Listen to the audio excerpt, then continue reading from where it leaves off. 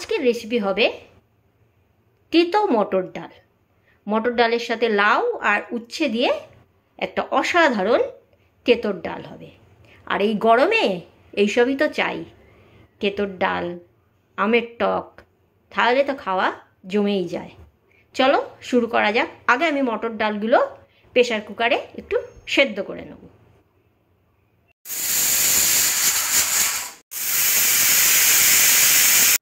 মটর ডালটা আমি লবণ আর হলুদ দিয়ে আমি সেদ্ধ করে নিয়েছি। এবারে আমি দেব এর মধ্যে লাউটা দিয়ে আমি আরেকটা সিটি দিয়ে নেব।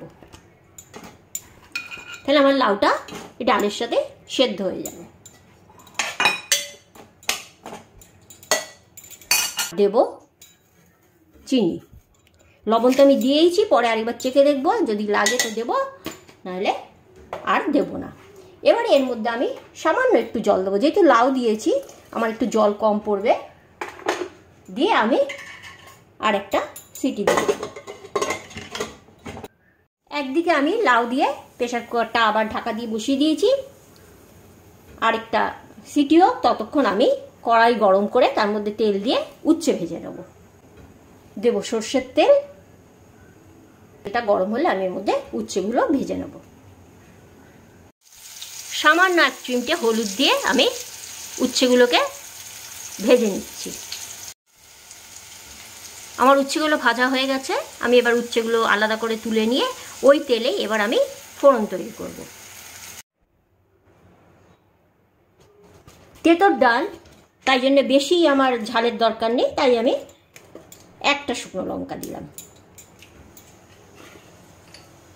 দেব 5 ফোড়ন, রাঁধুনি ফোড়ন,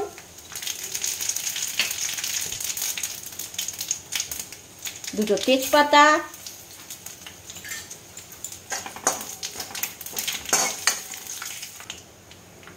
আদা বাটা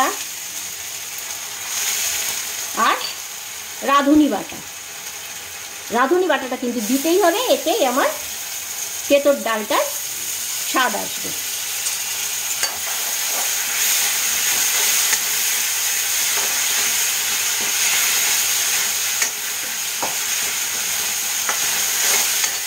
কিছুক্ষণ নাড়াচাড়া করে আমি উচ্ছে ভাজাগুলো দিয়ে দেব।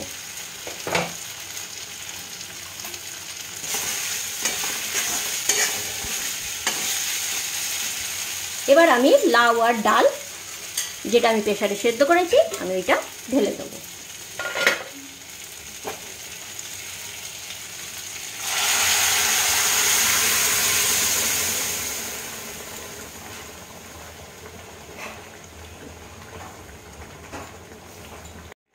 ফুটে গেছে আমার তৈরি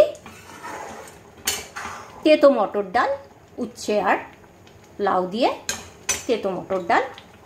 এবারে আমি লাস্টে নামানোর আগে দেব ঘি। তেঁতোর ডালে এই ঘিটা কিন্তু খুব স্বাদ আনে। যারা পছন্দ করে না তারা এটা স্কিপ করতে পারে, কিন্তু দিলে ডালটার স্বাদ আরও বেড়ে যাবে। তাহলে আজ এই পর্যন্ত, সঙ্গে থাকার জন্য অনেক ধন্যবাদ।